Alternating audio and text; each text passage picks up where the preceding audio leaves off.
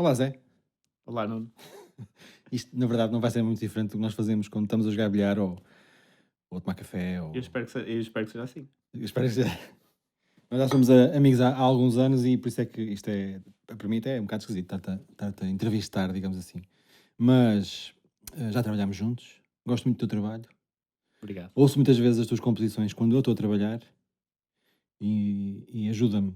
E agora que já disse o que tu me tinhas pedido para dizer, Paguei-te para dizer. pagaste para dizer, eu tive de apontar porque era impossível decorar isto tudo. Tu és professor na Católica, Sim. na Escola de Artes da Católica. Tu foste professor na ESMAI durante algum tempo, foste curador da Digitópia, Na Casa da Música? na Casa da Música, diretor do Departamento de Educação da Braga Media Arts, estou a dizer bem? Sim. Sim. És autor de, eu não tive pachorra sequer para contar, de inúmeros artigos científicos ou Não académicos. são assim tantos. Pareceram-me imensos, pelo menos. Tens um projeto Black Coyote, com que já editaste 3 discos, 4. 4, Quer dizer, 3 discos e um EP, tens razão. 3 discos e um EP. Fazes música para teatro, música para dança, bandas sonoras para filmes e para vídeo. Sim. E portanto, o que eu quero saber é quantas horas dormes por dia, se tens algum irmão gêmeo e se sabes o que é que são férias, fins de semana, feriados, se tens a noção desse conceito. Olha, em relação a isso, isto é uma cena só de ou ser bom aldrabão ou ser pragmático, que é o meu nome do meio. Aldrabão ou pragmático? Pragmático. Mas, pá, não durmo menos do que 8 horas por dia, recuso-me a isso, é muito raro. É muito raro trabalhar aos fins de semana, a não ser que tenha espetáculos. Portanto, a questão é mesmo pragmatismo. Ser um gajo organizado e pragmatismo. Porque, não porque desvalorizo quem trabalha muitas horas, é porque eu, por isso simplesmente, sou pouco eficiente se estiver cansado a trabalhar. E isso acho que não é uma questão de mérito, portanto não é uma questão de gabarulice, mas eu acho que me safo bem a ser eficiente, a ser pragmático, tipo, é por aqui, é por aqui. E sabes ser pragmático? Eu acho que sim, Sim.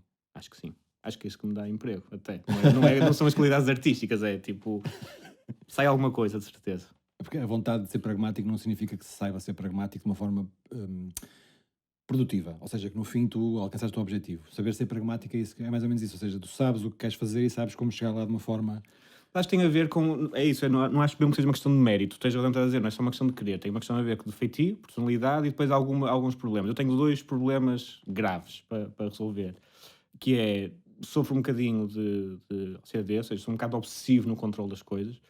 E quando nós trabalhamos muito com eletrónica, que é o meu caso, ou seja, ou mesmo, pronto, mas no caso eletrónica em que tu não dominas tudo, o facto de ter receio que as coisas não funcionam, ou seja, querer controlar várias coisas, obriga-te a ser eficiente e não deixar espaço para o risco. Isso, juntando um tipo que é super preguiçoso, que é o meu caso, e que gosta de dormir e que não gosta de fazer diretas e não sei o quê, tu rapidamente acabas por adquirir alguns trejeitos e alguns truques para funcionar Alguns bons hábitos. dessa maneira. Não sei se são bons, às vezes eu acho. Não, na verdade, não acho que sejam bons, porque isso o que faz quando trabalhas assim há muito tempo.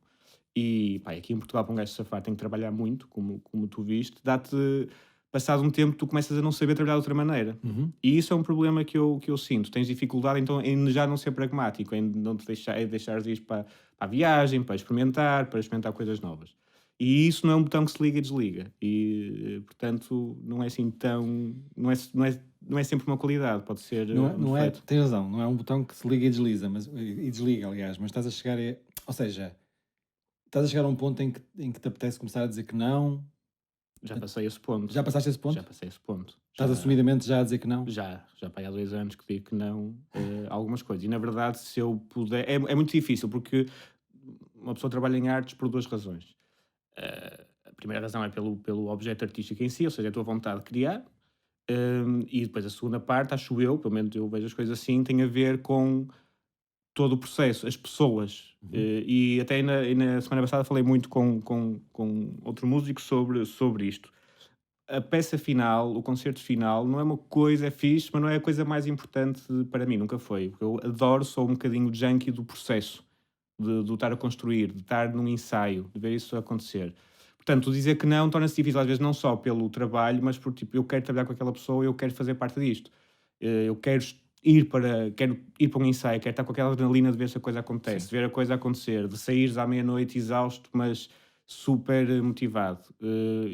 Portanto, dizer que não é mais difícil por isso do que propriamente por causa do trabalho em si, porque a nível de trabalho, eu se pudesse, e de certa maneira posso, pá, acho que precisava mesmo fazer assim 1 ano ou 2 de sabática para voltar a estudar, e estudar não é no sentido muito escolar, mas inspiração nova, ideias Sim, novas, sim. deixar amadurecer um bocadinho para ter processos novos para voltar Sim. a trabalhar. Ainda bem que falas nisso, porque eu já era onde eu queria ir agora, e até porque nós acabámos por fazer aquilo que eu achava que já ia acontecer, que é, nós já nos conhecemos há alguns anos, somos amigos há alguns amigos, pronto, enfim, aturámos-nos há alguns anos, e íamos começar isto com a roda já a 100 km a hora, e Ok. disparar, e portanto, acho que temos de voltar um bocadinho atrás. Desculpa. Não, a culpa é tanto tua como minha. Acho que temos de voltar um bocadinho atrás, precisamente, e ainda bem que falaste nisso da escola, porque há de haver muito poucas pessoas que não te conhecem neste momento. És uma super estrela da música eletrónica e por isso. mas a verdade é que vamos fazer aqui um stop e andar um bocadinho para trás, porque de facto eu conheço-te, e se não te conhecesse, olhando para o teu currículo, percebe-se que tens sempre um pé de alguma maneira ligado à formação, ou agora porque és professor, dás aulas, e já o tinhas feito anteriormente na ESMAI, agora na Católica, como eu já disse, mas porque tu tens um percurso enquanto aluno bastante, como é que eu ia dizer isto, extenso e aprofundado em várias áreas. E se calhar é uma boa maneira também de te conhecermos melhor, que é, tu começas por estudar piano, Sim. e é aí que faz a tua primeira formação. Tu és pianista de formação?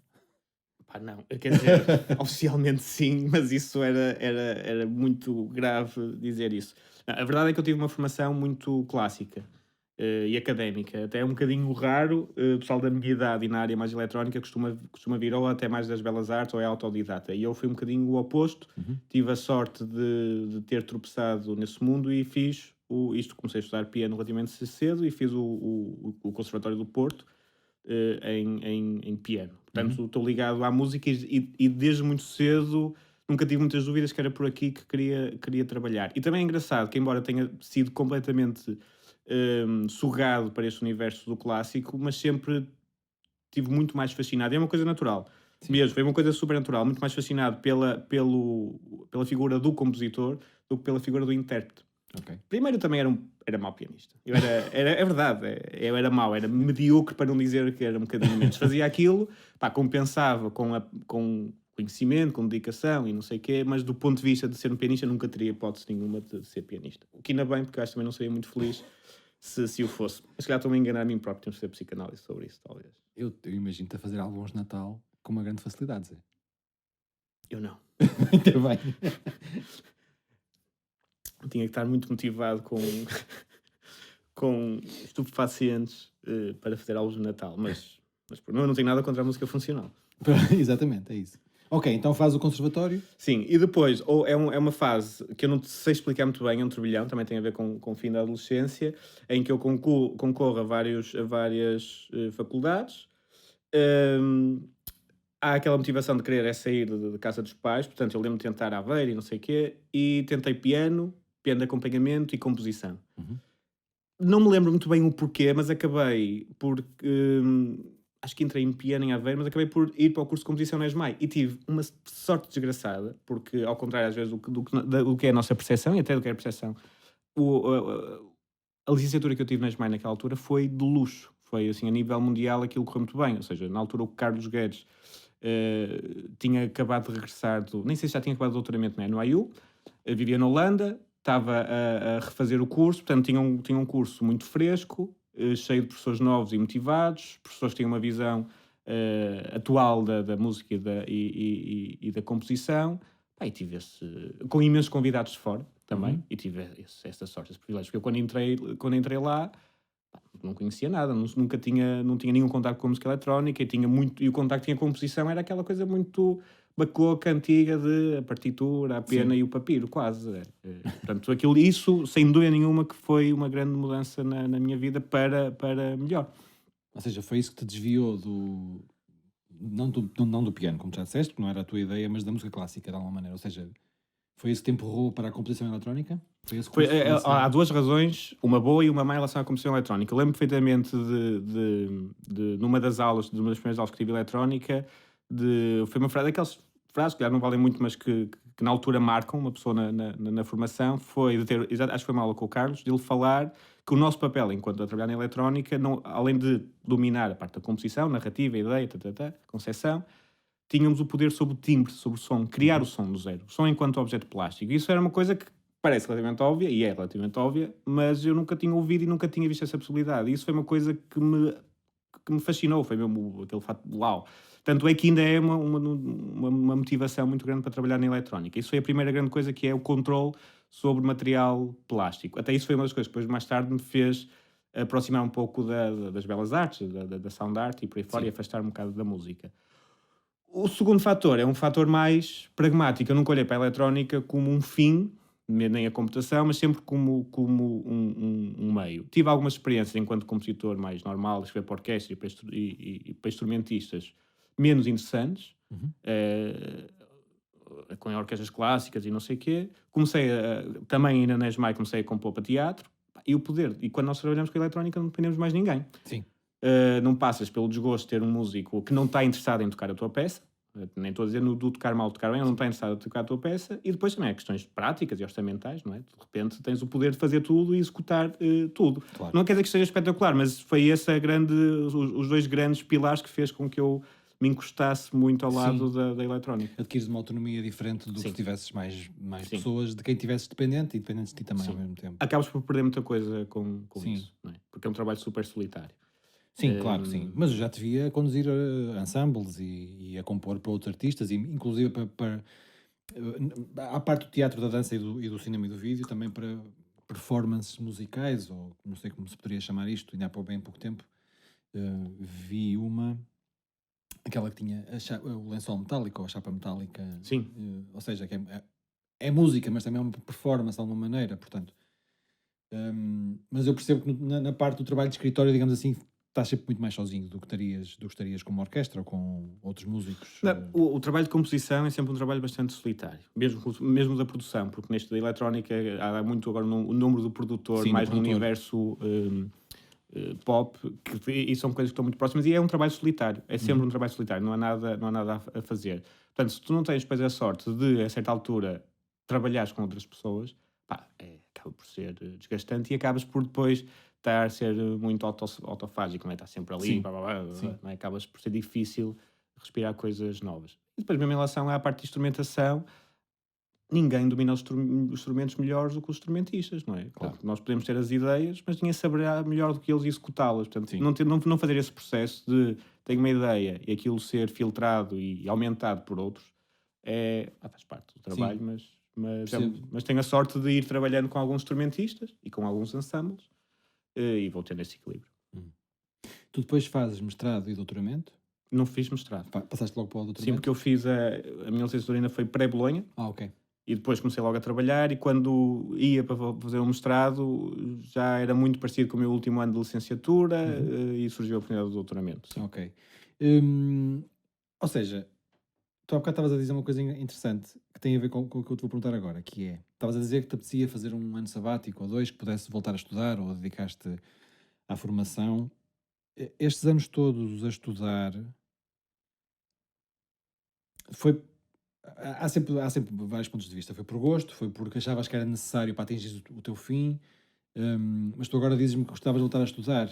Pronto, mas quando eu disse que eu precisava tirar um ano sabático, é diferente do estudar nesse sentido académico. É mesmo um ano sabático para arranjar uma palete de novas ferramentas e ideias artísticas. Ok. Não tem propriamente a ver com a academia. Era mesmo uma coisa diferente. Até acho que não é uma coisa que tu tens num universo universitário. Acho que não funciona assim. Portanto, o meu ano sabático não seria o estudar no sentido muito artístico. E sozinho. Ou seja, Sim. mesmo arranjar novas ideias, explorá-las, ver para onde é que aquilo vai. A minha razão para estar muito ligada à parte académica também tem duas. Uma é que realmente gosto muito daquilo, sempre gostei da parte do aprender, do estudar.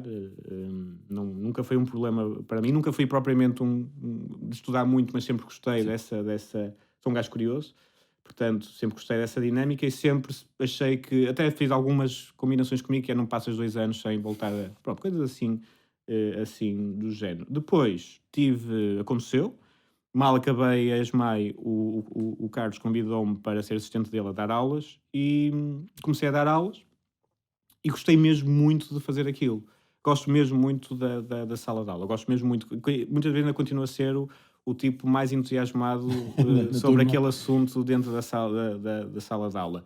Por outro lado, a certa altura da minha vida, quando as coisas começaram a correr um bocadinho melhor, a ter mais encomendas, conseguir a viver até do trabalho criativo, comecei a perceber que não queria depender financeiramente do trabalho artístico.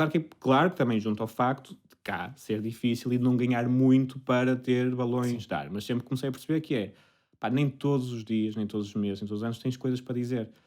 Uhum. Hum, e quando tu precisas daquilo para pagar a renda, tu tens que lançar um disco novo, tens que ir fazer outro concerto. E sempre foi uma coisa que me meteu confusão, que era, pá, de repente eu fiz pequenas tours, ou repeti, nunca tive nada com estas coisas, estar um ano a fazer o mesmo concerto, ou 2 anos, mas foi uma coisa que eu percebi realmente que não queria. E então, a parte académica é o meu day job, praticamente. Não é, não é só no mau Sim, sim, sentido, porque não é gosto, redutor, é gosto gostas daquilo, mesmo, mas sim. foi conscientemente, tipo, eu não quero depender financeiramente do trabalho artístico porque, pá, acho perigoso. Uma pessoa cansa-se, farta-se, depois tem outras motivações que não são as artísticas e que são completamente legítimas, e eu Legítimas. não queria isso. E quando fiz as pazes com isso, que não foi assim uma coisa tão imediata, admito, mas quando fiz essas pazes com isso foi super libertador, mesmo.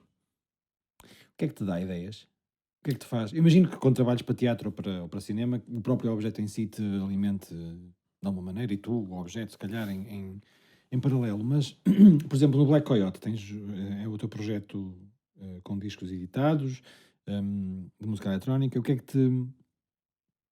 Não sei. O que é que te O que é leva que a me dá fazer ideias? Sim, exatamente?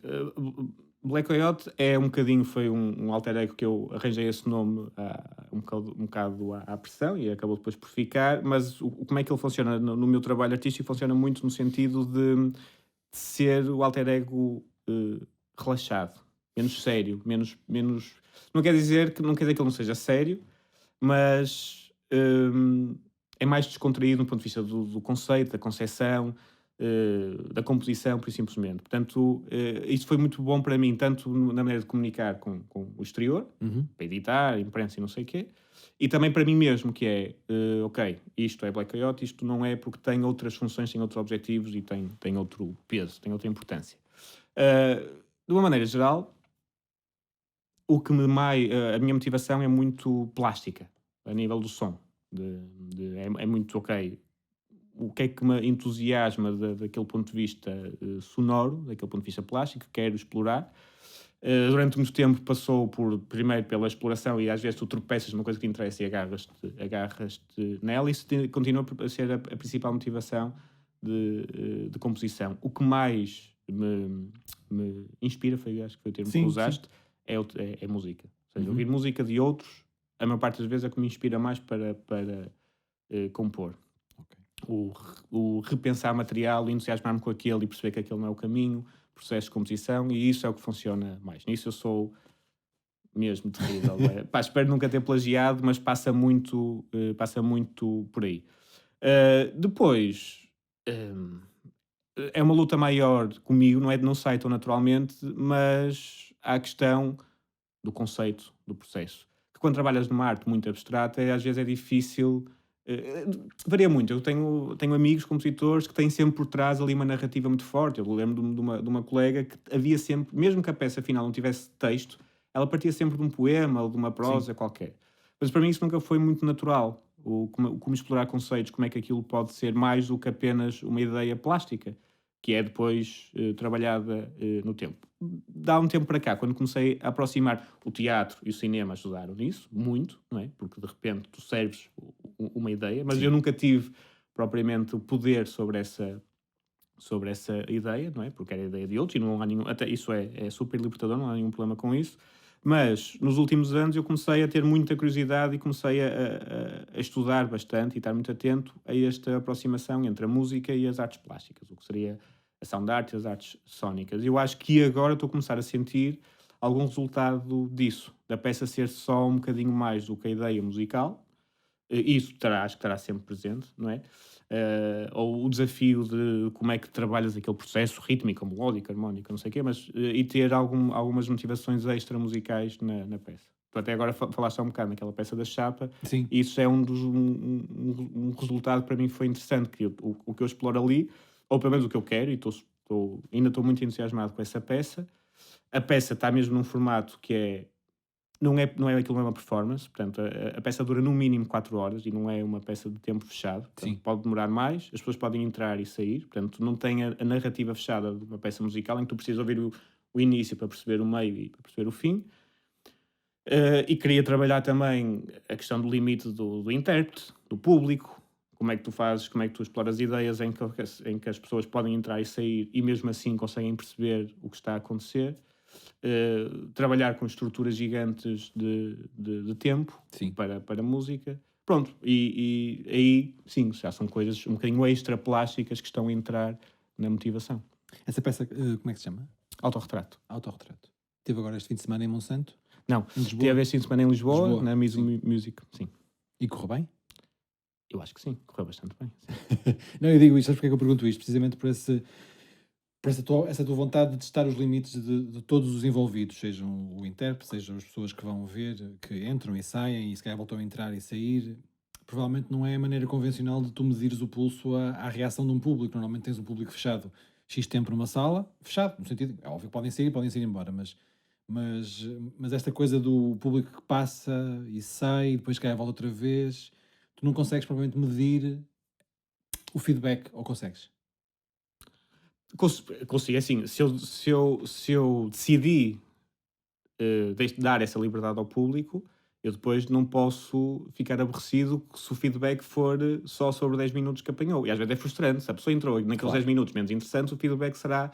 Mas isso é responsabilidade minha. Se eu não queria que o público tivesse a liberdade, eu não poderia deixar que o público a tivesse. Exato. Né? Portanto, não me posso queixar do público ser mais ou menos informado, estar mais ou menos disponível para isso. Mas isso eu acho que isso é o que torna interessante, é o que tem tornado interessante a peça, que é a minha experiência tem sido diferente, mas acima de tudo a experiência do público tem sido muito diferente. E surpreende de certa maneira. Há pessoal que chega, está 5 minutos e sai, há pessoal que está com o telemóvel, há pessoal que adormece, e já apanhei das 3 vezes que foi apresentada, desta última vez houve uma senhora que teve o tempo inteiro, da primeira vez também houve um casal que teve o tempo inteiro, e em Serralves houve gente que teve 3 horas.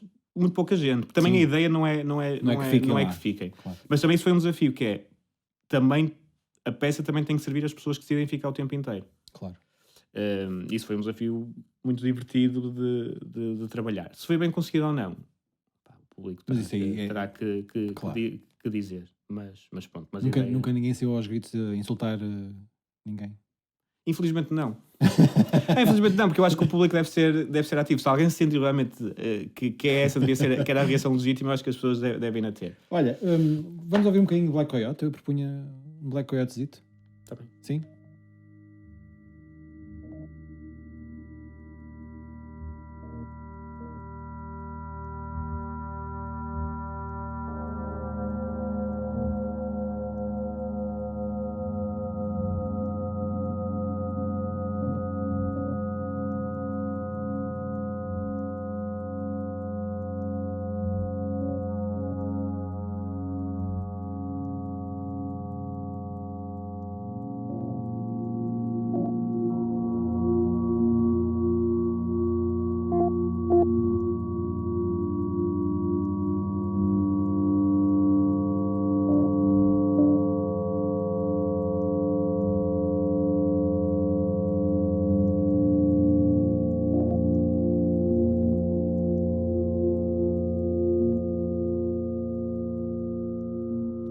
Então, Zé, o que é que tivemos a ouvir?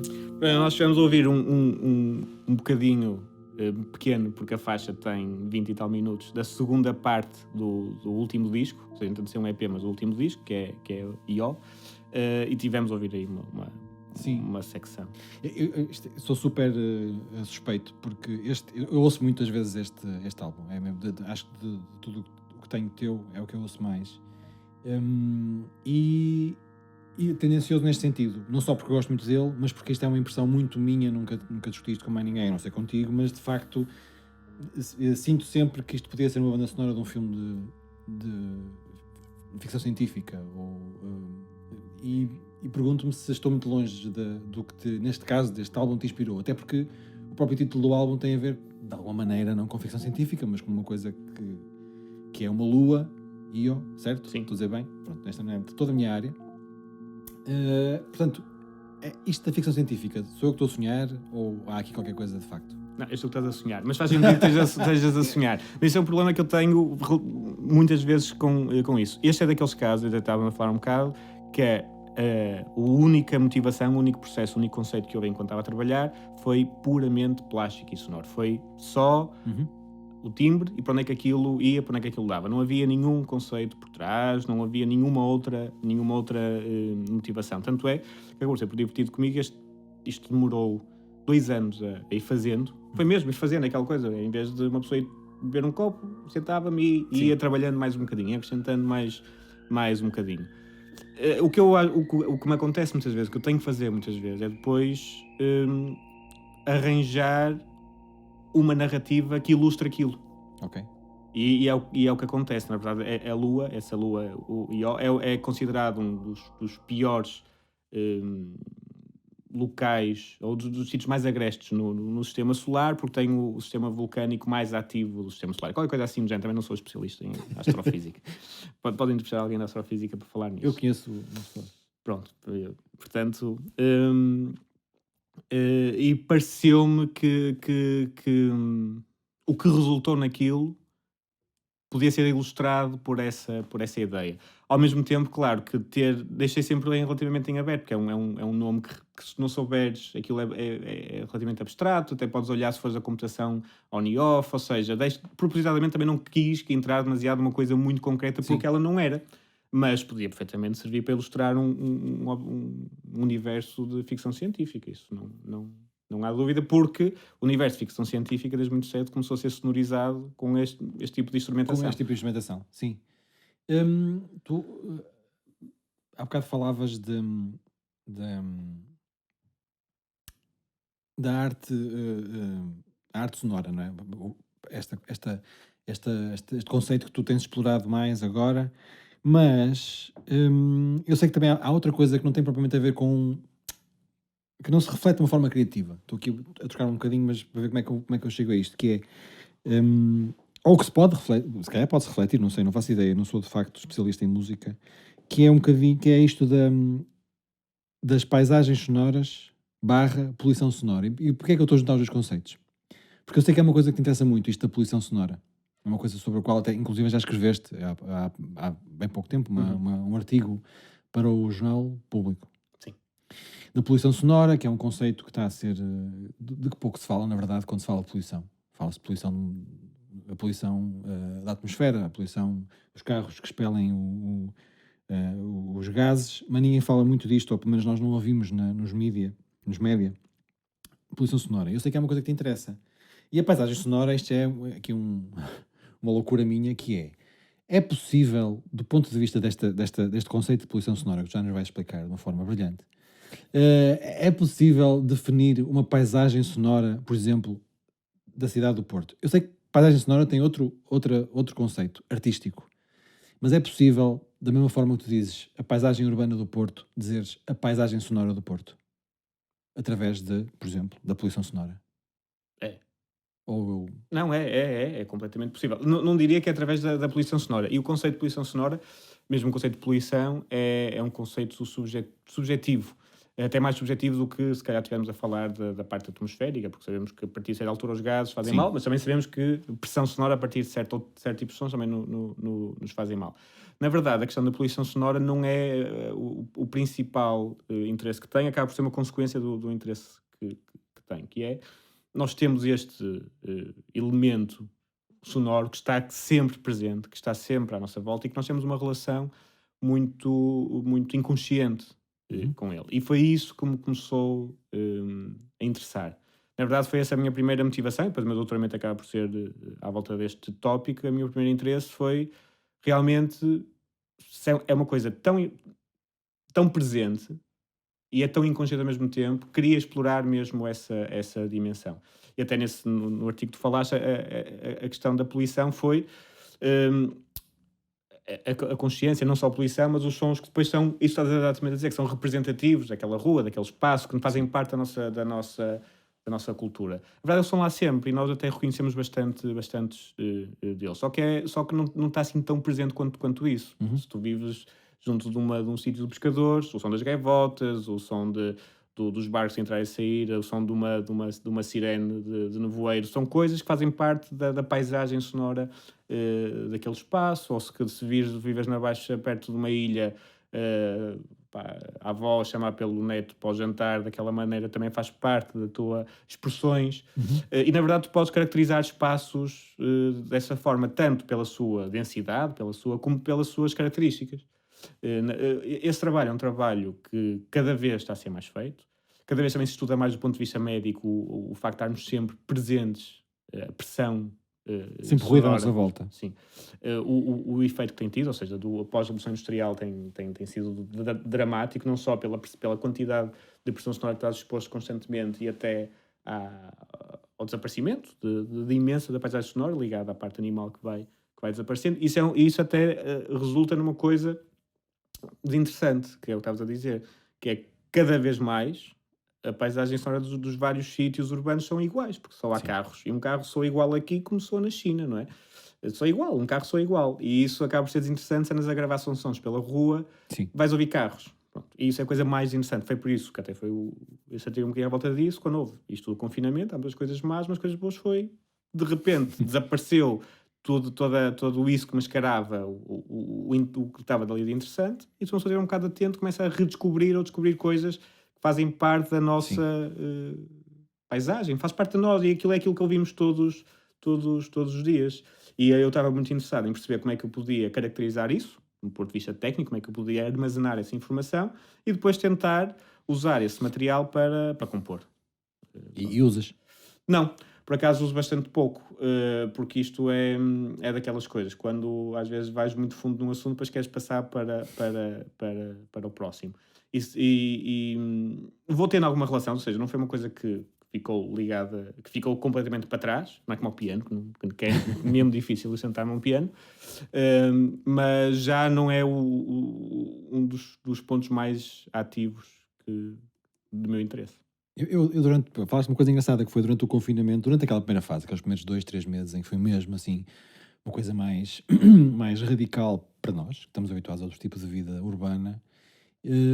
Eu dei-me conta de sons novos, nomeadamente falei contigo já sobre isto, de pássaros que eu nunca tinha ouvido Claro. falar, nunca tinha ouvido na minha vizinhança.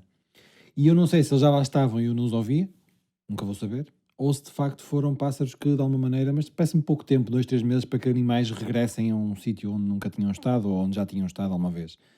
Mas a verdade é que me lembro de ouvir sons de pássaros, normalmente ouves as gaivotas, ouves os pombos, tipo um ou outro bicho diferente, mas e aprendes a reconhecê-los quando os ouves.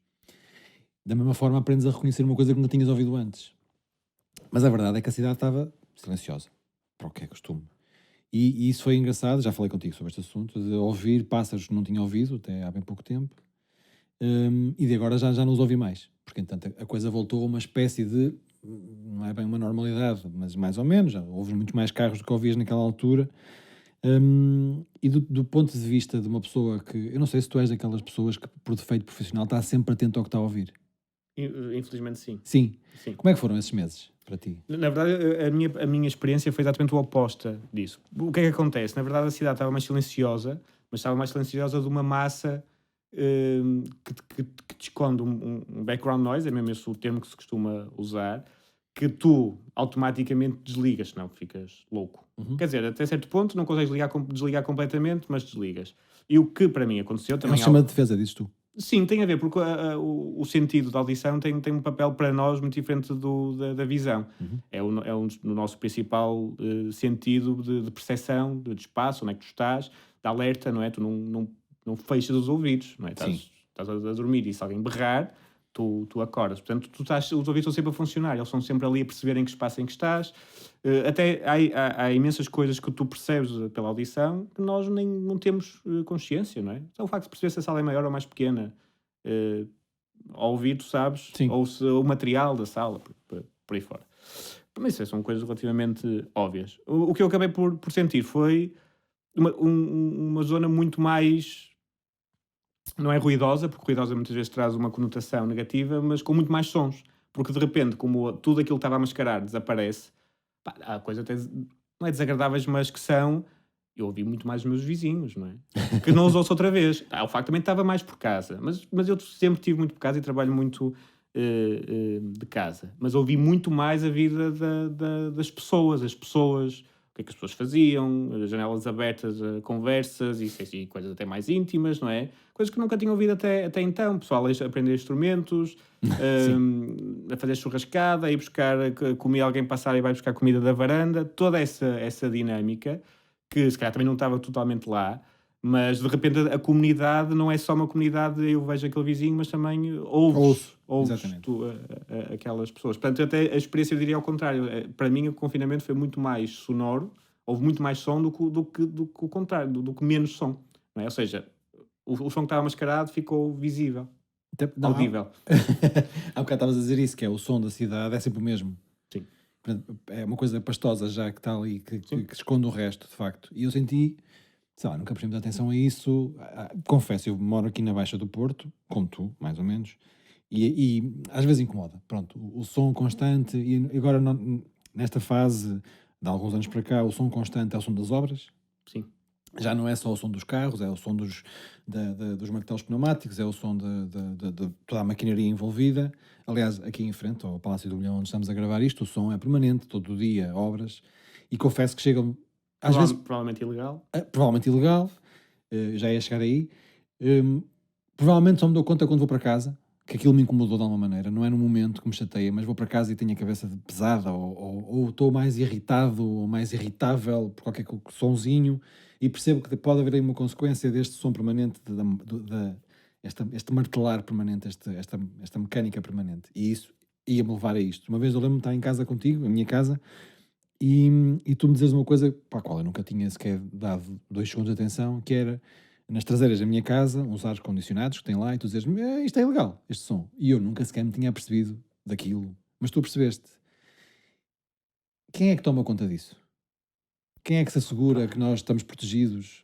Na verdade, eu não sou de todo especialista.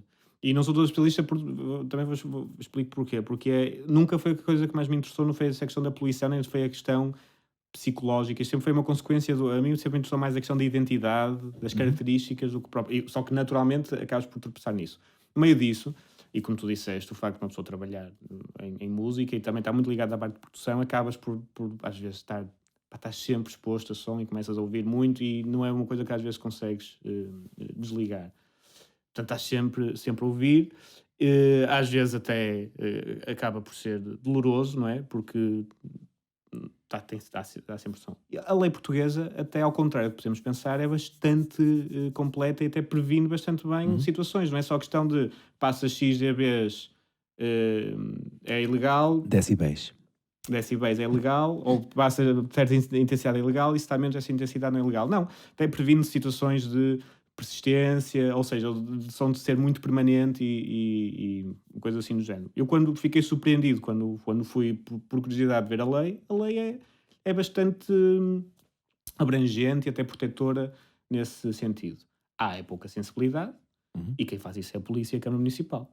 Claro. São os principais da Câmara do ponto de vista de licenciamentos. Se um hotel tem um hotel ou um hospital é capaz de ser mais difícil, mas um hotel ter um ar-condicionado fora a fazer barulho, liga-se para a Câmara. E normalmente essas coisas até, quando não há assim interesses, mas também as coisas até funcionam. Vamos pôr o ruído de lado, vamos falar, mas é da Sim. tua música, que tem pouco de ruído, Zé. Eu acho que tem muito ruído. Não, tem nada.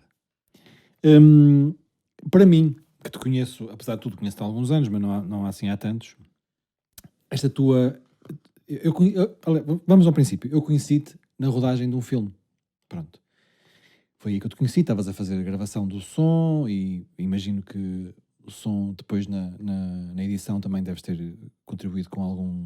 Não? Só a mesma gravação de som. Na verdade, devíamos cortar esta parte depois. Na verdade, a parte da gravação estava a ajudar o pessoal, porque não é a minha especialidade. Sim. Nem me interessa ser, mas quando tu vais aprendendo, Claro. seja, com o tempo, vais aprendendo ferramentas para sobreviveres. E se tu sabes montar microfones, tu vais sabendo, ajudas. E isso eu estava ali a ajudar uma equipa que era pequena e que tinha Sim, que se sim, dobrar. exatamente. Mas, pronto, eu conheci-te nesse projeto, ou seja, a fazer som, não sabia que irias fazer música, ou seja, nem te conhecia de lado nenhum, portanto não fazia ideia quem era, para mim era só aquele tipo que andava de facto a pôr microfones aqui e ali. E, ou seja, para a nossa janela de conhecimento, de eu te conhecer há X anos, tu estás a fazer música para teatro, dança e, lá está, cinema, para mim é uma coisa relativamente recente. Dentro nós conhecemos que foi em 2013, portanto, nestes últimos anos. Era uma coisa que tu procuravas fazer ou caiu-te ao colo assim Não. e tu pensaste, bora lá então fazer isto? É? Tu Procurava. sempre procuraste fazer isso? E isso a dizer música para cinema? Música para cinema, música para teatro, música para artes performativas, digamos assim. Sim, sempre procurei muito. Ou seja, já falamos um bocado que sempre odiei a parte do trabalho de ser muito solitário. Depois também sempre me aborreceu muito estar confinado a apenas a um universo. Pá, não acho nada que seja saudável do ponto de vista artístico, só conheceres o teu métier, a tua cena, sabes sobre música. Nunca foi, sempre me interessei de ler, sempre me interessei de ir ao teatro, sempre me interessou cinema. Portanto, e sempre me interessou ir a um museu ou ir a uma galeria, por aí fora. E isto é a maneira mais direta do que tu consegues entrar. Depois, eu não tenho nenhum preconceito em relação a um trabalho mais funcional, com uma sensibilidade estética, mas que seja funcional, que sirva uma ideia. Porque tu acabas por ter, responsabilizas para umas coisas, mas responsabilizas-te noutras. E depois trabalhas com outras pessoas e com pessoas super interessantes. E vês, por exemplo, eu lembro a minha primeira peça de teatro foi uma experiência espetacular, adorei fazer, mas foi uma experiência muito impactante, porque tu, dentro desta cena clássica, pianista ou compositor, aquela coisa quase sagrada, muito egocêntrica, e de repente, eu lendo a estreia, chega ao fim e vês o encenador e os atores a serem aplaudidos e lembro-me de estar fora de cena, estava eu, estava técnica de luz, figurinos, não é? Ou seja, uma equipa gigante que também estava,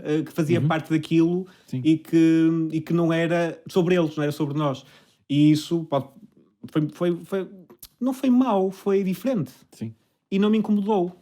Não me incomodou nada trabalhar para uma ideia maior do que seria o meu trabalho. E gosto muito disto, de ilustrar ideias, de perceber, tanto que seja mais funcional, isto precisa de ajudar a cena, como seja, há aqui conteúdo que tem que ser marcado ou que é passado pela música. É que é um trabalho mesmo diferente de quando estás a compor, quando tu só tens música. Isso sempre me interessou, sempre quis fazer, além de mais que até, de uma parte mais prática, é uma boa fonte de rendimento, de trabalho concreto. E também, quando tu estás mais saturado de artisticamente, ou seja, pá, não tenho ideias para compor, não tenho ideias. Tu ali estás a trabalhas noutra ideia, tens outra motivação, tens outra engrenagem que põe a funcionar. Portanto, sempre quis e sempre trabalhei para estar ligado a esse mundo. Óbvio, isto é uma lapaliçada, como se costuma dizer, mas do ponto de vista do processo criativo é totalmente diferente do que, por exemplo, quando gravas um dos teus álbuns do Black Coyote. Não só porque tens uma janela de tempo muito mais fechada, tens aquele tempo e tens aqueles timings que tens de cumprir, mas porque, lá está, trabalhas com um encenador, se calhar o desenhador de luz ou a desenhadora de luz vão-te inspirar de alguma maneira, ou o cenógrafo a ti, tu a eles. Este trabalho de equipa interessa-te. Muito. Os tempos de trabalho e o formato de trabalho é muito diferente do trabalho musical. Isso foi uma coisa que é amor-ódio. Até falo muitas vezes disso com outras pessoas, até com alunos, às vezes em relação a essa experiência. O processo na construção de trabalho e dança, de teatro e de dança, é muito diferente, mesmo que seja com uma orquestra ou com um ensemble. É mesmo muito diferente o processo de trabalho, os tempos, as energias. Às vezes é muito difícil encaixar nisso. É mesmo difícil, porque tu precisas precisas de tempo para fazer as coisas, e precisas depois de certas cristalizações que nem sempre os encenadores ou os coreógrafos estão dispostos a dar-te. Não vou dizer que corre sempre bem, não corre. É por isso que vê-se muito, no cinema é muito visível, mas no teatro também, que equipas que funcionam, aquele desenho de luz com aquele encenador, ou aquele compositor com aquele realizador, permanece durante, e mesmo fotografia, por aí fora, permanece durante décadas. É verdade. Porque depois daquela relação de confiança funcionar, de perceberes qual é que é o processo de trabalho, de confiares, acima de tudo a minha parte de é confiares. Já encaixas o processo de trabalho, mas confias que naquele dia vai estar Sim. E eu percebo a paranoia, eu compreendo o que é estar o entregar parte do seu trabalho, um realizador, um encenador, um coreógrafo, entregar parte do trabalho a outro é complicado. Claro. Eu compreendo essa dificuldade. É por isso que depois de encaixar é espetacular. É ótimo. Às vezes não encaixa, às vezes é violento mesmo, às vezes não dá, acontece, Sim. acontece várias vezes. E quando é difícil é mesmo muito difícil, é frustrante. Eu próprio agora também estou a pintar a coisa cor-de-rosa, mas mesmo quando corre bem, tenho que ser aquele tipo, disciplinei-me nisso, quando eu recebo um feedback de trabalho, eu não posso responder ao e-mail logo. Proibi-me de responder ao e-mail naquele dia. Ainda tenho muito aquela coisa de isto é meu, ninguém se mete nisto. Claro. A maior parte das vezes, ainda bem que fiz essa disciplina, a maior parte das vezes no dia seguinte aquilo é razoável. Naquele momento não é razoável porque é uma coisa muito territorial. Tipo, isto é meu, eu dediquei, isto é parte de mim. Quem é isto? Seja quem for, Seja quem quem é for, este? seja quem for, até pessoas muito próximas. Eu, pronto, comecei a aprender que é uma característica, tipo, não respondo, respiro fundo, no dia seguinte respondo ao e-mail. E normalmente corre melhor. Sou muito ainda territorial em relação ao meu trabalho, mesmo quando já há até uma relação de proximidade. E música para filmes? Tu tens feito bastantes coisas, ainda agora fizeste música mesmo para um filme de um amigo comum, que estreou um amigo nosso da Nova Zelândia, que estreou um filme da Nova Zelândia, que já foi inclusive, já recebeu alguns prémios. Eu sei que ficaste muito contente. Fazer música para filmes é ainda outro processo criativo, é outra coisa diferente. É ligeiramente é diferente do teatro e da dança. Não sei mesmo dizer qual é que gosto mais. Porque o teatro... É uma pena que eu tinha aqui essa pergunta. O que é que gostas mais de fazer? Mas pronto, já lá vamos. Porque o cinema e o teatro têm desafios completamente opostos. Eu não sei se alguém já disse isto. Se ninguém disse, eu espero ser o primeiro a dizer, mas acho que é relativamente óbvio que é o estado normal do teatro é o silêncio. Do ponto de vista de sonoro, para além de quem fala. Portanto, colocar qualquer coisa é meteres um elefante a entrar pelo... É Sim. mesmo, é muito difícil entrar qualquer coisa. E sempre que entra alguma coisa, tu tens que perceber porque é que ali está, porque é muito violento. Está a quebrar muito o estado. O cinema é totalmente o oposto. O estado normal do cinema, isto também tem muito a ver com as nossas expectativas em relação ao trabalho, é sonoro. É muito raro tu teres momentos de silêncio num filme.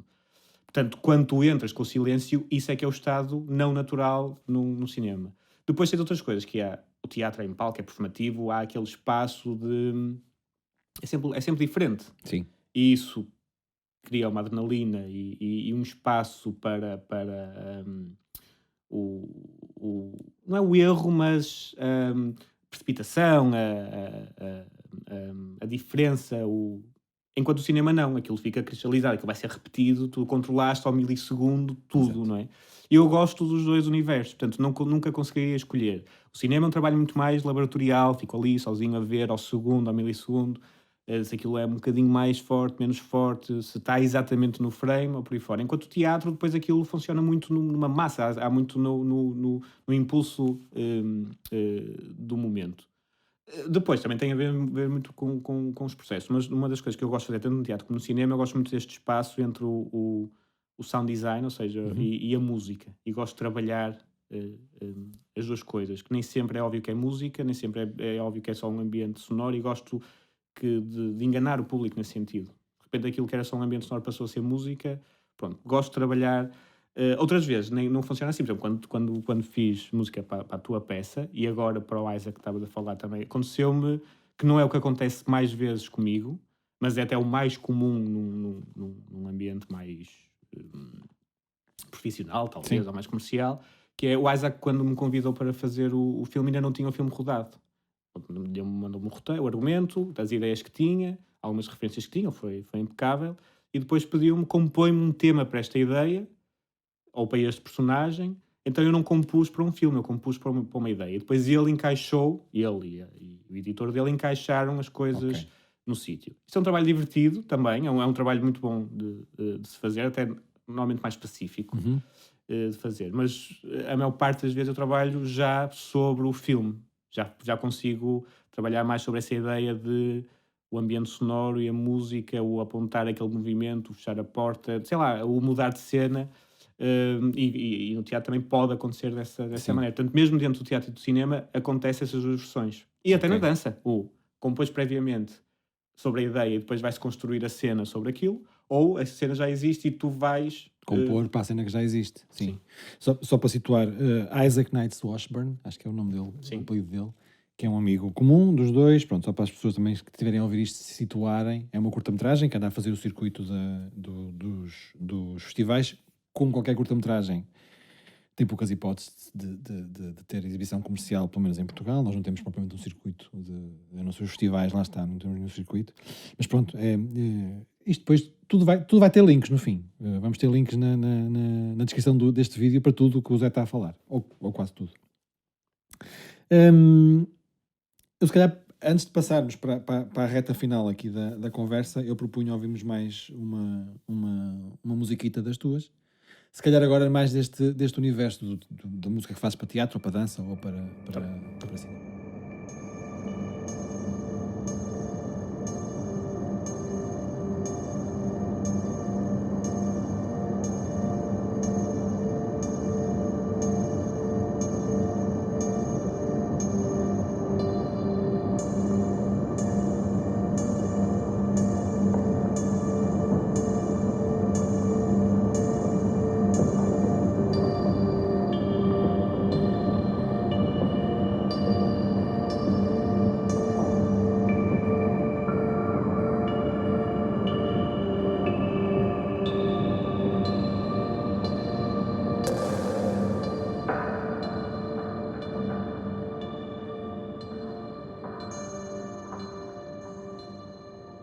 Então, Zé, o que é que foi isto que vimos? Ouvimos uma parte que serviu para o filme que estávamos a falar, o Money do Honey Isaac, do Isaac. Isto já é uma variação do tema principal, é para criar mais um ambiente não é propriamente de tensão, mas é uma tensão latente que está em relação ao filme. Ok, muito bem. Olha, eu há bocadinho, quer dizer, quando começámos a conversa, eu enumerei, na medida do que me foi possível, tudo o que tu fazes ou fizeste enquanto profissional da música, professor, curador, diretor do Departamento de Educação da Braga Media Arts. Não vou repetir outra vez agora tudo. Se quiserem, vão ao site do Zé, está lá tudo. Mais uma vez, vai estar o link na descrição. O que é que te falta fazer? O que é que falta fazer? Estou-te a lançar uma pergunta já armadilhada com uma segunda que vem a seguir. Parece que tenho 90 anos. Não. Falta-me imensa coisa para fazer. Então pronto, temos mais uma hora de conversa. Ou seja, faltam as coisas que faço, fazê-las melhor. Isso sem dúvida. Há uma coisa que eu gostava... há uma coisa que não falas aí e eu ainda não tenho uma relação muito saudável com essa parte do trabalho, que está mais ligada às instalações. Eu tenho algumas aventuras mais nessa parte das instalações sonoras e gostava de ir mais longe. Acho que se calhar os próximos anos passarão um pouco por aí. Achas que foi inconscientemente que desprezei esse teu lado? Acho que foi desagradável e é uma falta de respeito sobre os artistas plásticos. Fine arts.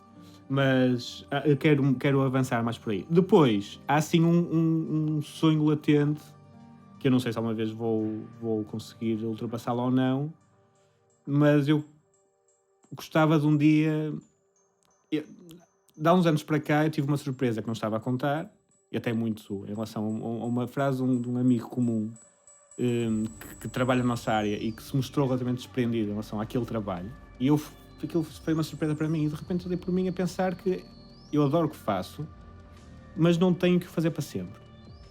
Tu adivinhaste a segunda pergunta. Pronto. E deixou de ser um problema, deixou de ser sequer uma preocupação, não foi uma coisa má, foi uma coisa até relativamente libertadora. E embora eu nunca não me veja, gosto muito da parte da escrita, mas acho que nunca vou ser capaz de realmente escrever, isso vai ser a minha frustração. Gostava de escrever bem, gostava de ter boas coisas interessantes para dizer também, nesse campo, mas acho que isso nunca não me parece que vai acontecer. Mas gostava de um dia arriscar na direção. E quando digo direção, não é a direção musical, mas na direção, mesmo que fosse partilhada, e já tive algumas experiências de alguma direção partilhada, mas estar ligado ao conceito, ou de um filme, ou de uma peça de teatro, ou até de um bailado, não é? E acho que sim, acho que é isso que me falta fazer, estar ligado à concepção, direção do todo Sim. do espetáculo. Porque, ou seja, porque tu quando compões para um determinado objeto, ou mesmo que seja para um álbum, é um objeto, mas mesmo que componhas música e a produzas para acabar a ser um disco, porque isso te dá alguma imagem do que poderia ser aquela música utilizada noutro tipo de objeto. Por exemplo, tu fazes um álbum do Black Coyote e aquela música, tu ao compores ou ao trabalhares nela, pensas que aquilo podia ser, por exemplo, parte de um filme ou de um espetáculo de dança ou Não, de... Não. não é por aí, ou seja, não, acho que não é mesmo por aí.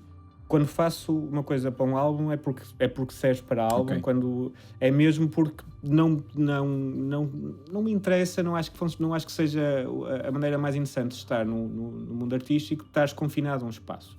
Interessa-me a arte um bocado como um todo. Não desvalorizando que tu precisas envolver capacidades, não é? Tu precisas conhecer a área para conseguires avançar nela. Mas, tal como desde cedo tive interesse em artes plásticas, como teatro, como dança e não sei o quê, está muito mais nessa ideia. Ou seja, quando eu digo isto é passar para esse nível, não para continuar a trabalhar musicalmente, se calhar vou ter uma relação sempre especial com a música, mas poder-me meter ainda mais noutros espaços da arte. Sim. Pronto, eu há bocado estava meio a brincar, mas a falar a sério, a dizer que tu adivinhaste a segunda pergunta, que era esta capacidade de desprendimento do que nós fazemos. Tu estavas-me a dizer que agora vives bem com isso. Neste sentido, se tu tiveres uma branca criativa, de repente não tens nada que te apeteça pôr em papel, ou que te apeteça compor, ou tocar, ou tu vives bem com essa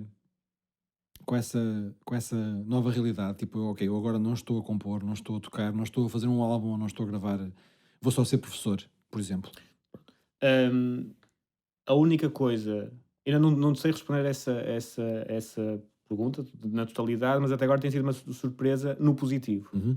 Hum, eu tive uma experiência enquanto curadoria ou enquanto programação artística, gostei muito, mas gostei mesmo muito e até gostava de repetir, mas nunca achei que aquilo fosse uma coisa para fazer nem para a vida, nem sequer uma larga escala. A única coisa que eu imagino a gostar neste momento suficiente e estar ligado para a vida foi esta parte mais académica do ensinar, mesmo que ensinar não imagino a conseguir ter alguma coisa a dizer atual quando tiver 50, quanto mais quando tiver 70, mas é um universo em que eu me imagino estar ligado para sempre. Pronto. Se tivesse que decidir agora. Tudo o resto, de repente, foi uma surpresa não ter sido, porque toda a minha vida até agora foi muito ligado a isto. E quando eu já tive alguns momentos em que o único trabalho que eu fazia era muito funcional, porque estava a escrever ou para um vídeo, ou para uma cena de publicidade, ou para Sim. uma peça de teatro, mas já passei escalas grandes de tempo em que não houve nada que viesse do zero, porque realmente não tinha nada a dizer. Ao ponto de, foi uma surpresa não estar incomodado com isso, Uhum. foi mesmo uma surpresa, que pensei, pronto, agora vou entrar naquela coisa que o pessoal conta, de depressões, de paranoias e não sei o quê, álcool e drogas e mulheres e não sei o quê, vai ser. E não foi, até foi bastante libertador no sentido em que, ok, há outras coisas para explorar, nem que seja passar a ser espectador o resto da vida. Não acho que não seria um problema. Passar o resto da vida a ir ver peças e ler livros, não seria... És bom nisso? És bom Sou espectador? muito bom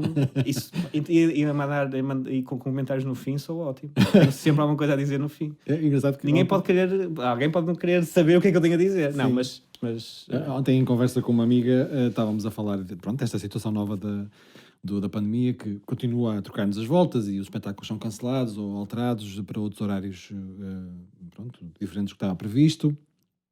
E estávamos a falar disto, pronto, e ela acabou por dizer que sabia muito bem, que achava piada a isto nas artes, as pessoas sabem qual é o seu lugar, e ela sabia muito bem qual era o lugar dela, que era espectadora, e que achava que era ótima e que até podia dar formação em ser-se bom espectador. Por isso é que eu estava a perguntar se tu és um bom espectador ou se és muito exigente, muito chato.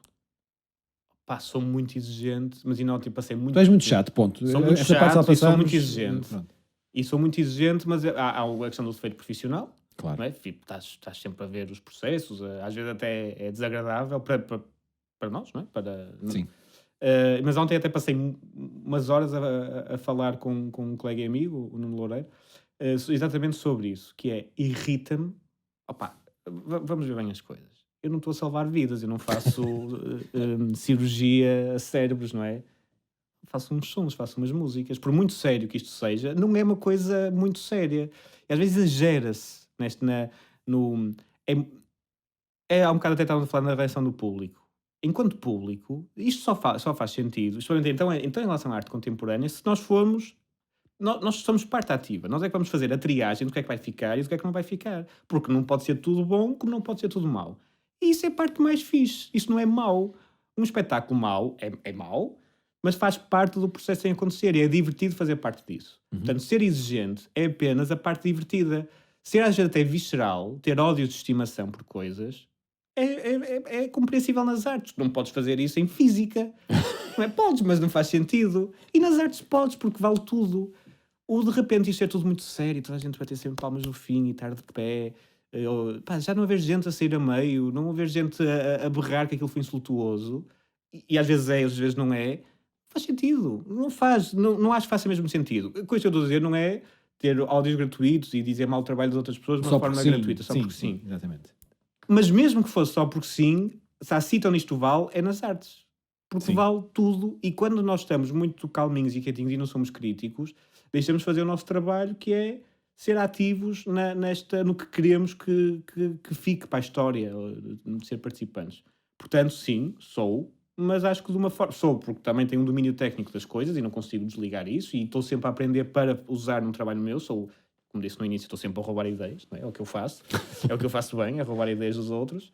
Portanto, sou exigente nesse sentido, sou exigente também no que... Mas acho que é positivo dessa forma. Não sei, fez sentido? Completamente. Pronto. Tu normalmente fazes sentido. A sério? Sim. Vou-te cobrar isto, que está a acabar de dizer. eu já comecei por dizer que gostava muito do teu trabalho e agora já não consigo Mas dizer isso foi a isso. parte em que eu tinha pagado. Estavas pago para dizer isto. Mas confesso que já estou um bocadinho farto de estar aqui fechado contigo. Pronto, Acho que já cheguei ao meu limite. É justo. de- Mas olha, mas eu gostei de estar aqui. Eu também gostei muito de ter aqui e agradeço-te muito teres vindo. Eu sei que andas sempre a mil também e pronto, tu vais fazer aqui um desvio para Não, vir cá. E se calhar daqui a meio ano voltas cá com outra coisa qualquer, porque tens com um projeto totalmente incrível e Combinado. E combinamos isso. Com muito Pode gosto. ser. Sim. Vamos acabar, agora escolho eu, vamos Tá acabar bem. com a primeira parte do IO, do teu álbum, o início da primeira parte Tá pronto, bem. do IO, para as pessoas ficarem a conhecer. Eu vou pôr links em tudo o que é sítio, para as pessoas perceberem melhor o teu trabalho e seguirem melhor o que estás a fazer. E foi o Sótão, segundo episódio, José Alberto Gomes, o Fábio Ferreira, sempre ali no apoio ao som, grande Fábio, e voltaremos em breve. Obrigado.